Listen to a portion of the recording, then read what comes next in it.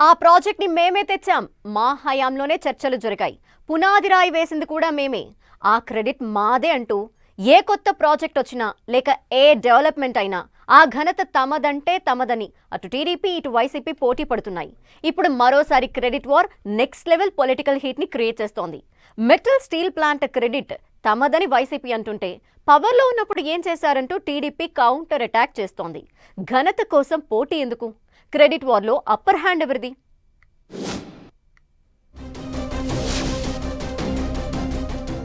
Mittal steel plant పై YCP credit claim.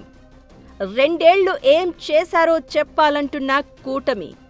20 నెలలుగా ఏపీలో ఇంట్రెస్టింగ్ మైలేజ్ గేమ్.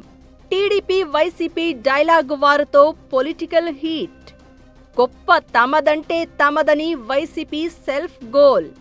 అనకాపల్లి జిల్లాలో ఆర్సెల్ఆర్ మిట్టల్ స్టీల్ ప్లాంట్ శంకుస్థాపన ఏపీలో రాజకీయ వేడిని పెంచింది. ఈ ప్రాజెక్టుపై క్రెడిట్ తమదేనంటూ కూటమి ప్రభుత్వం చెప్పుకోవడం సరికాదని వైసీపీ నేత మాజీ మంత్రి గుడివాడ అమర్నాథ్ రియాక్ట్ అవడం చర్చకు దారితీసింది.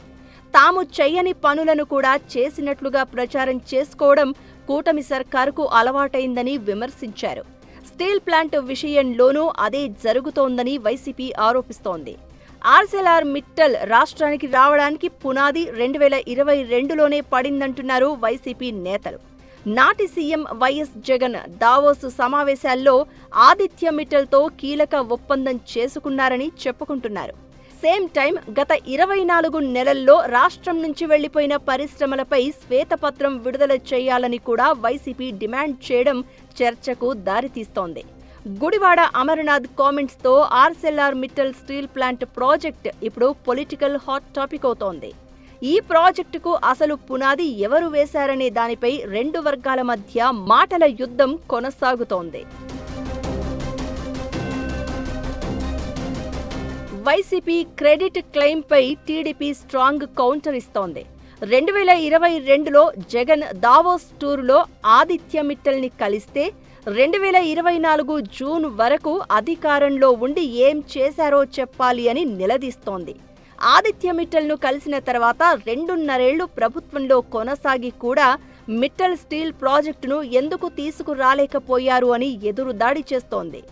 భారీ పరిశ్రమలు ఏపీకి తేవాలని వైసీపీ పెద్దలకు ఉంటే 5 ఏళ్ల పదవీ కాలంలో ఎన్నిసార్లు దావోస్ టూర్కు వెళ్లారు అని కూటమి నేతల నుంచి క్వశ్చన్స్ రేజ్ అవుతున్నాయి.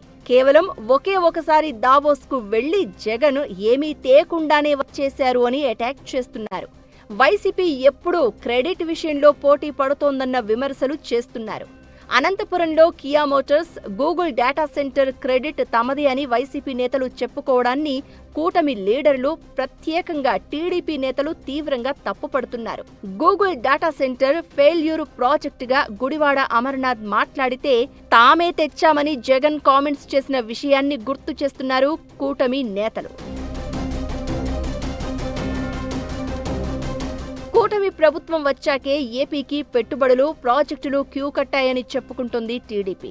చంద్రబాబు, లోకేష్ కృషి వల్లే మిట్టల్ లాంటి స్టీల్ ప్లాంట్ వచ్చిందని, 1,00,000 మందికి ఉపాధి అవకాశాలు దొరకబోతున్నాయని చెప్తున్నారు.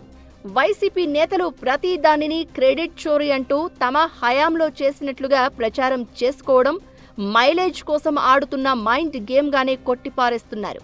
వైసీపీ ఆడుతున్న క్రెడిట్ గేమ్ వెనక పెద్ద స్కెచ్చే ఉందని తెలుగు తమ్ముళ్లు సీరియస్ అవుతున్నారు. కూటమికి మంచి పేరు వస్తుంటే తట్టుకోలేకే క్రెడిట్ పంచాయతీని తెర మీదకు తెచ్చి మీడియాలో హడావుడి చేస్తున్నారని మండిపడుతున్నారు.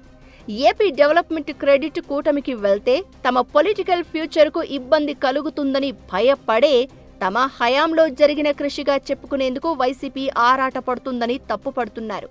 ఓవైపు కూటమి ప్రభుత్వం చేసిందేమీ లేదని అంటూనే మరోవైపు అభివృద్ధిని, ప్రాజెక్టులను మాత్రం వైసీపీ తమ ఖాతాలో వేసుకునే ప్లాన్ చేస్తుందని ఆగ్రహం వ్యక్తం చేస్తున్నారు టీడీపీ లీడర్లు.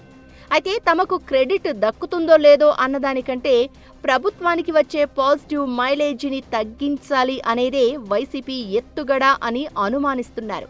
హిడెన్ ఎజెండాతోనే క్రెడిట్ వారుకు తెరదీసి ప్రతి ప్రాజెక్టు విషయంలో చర్చ, రచ్చ రెండూ జరిగేలా వైసీపీ మైండ్ గేమ్ ఆడుతున్నట్లుగా టాక్ వినిపిస్తోంది. క్రెడిట్ కోసం ఓవైపు డైలాగ్ వార్ కంటిన్యూ అవుతూ ఉండడం ఒకెత్తైతే ప్రజలు ఎవరిని నమ్ముతారు అన్నదే ఫైనల్ పాయింట్గా మారనుంది.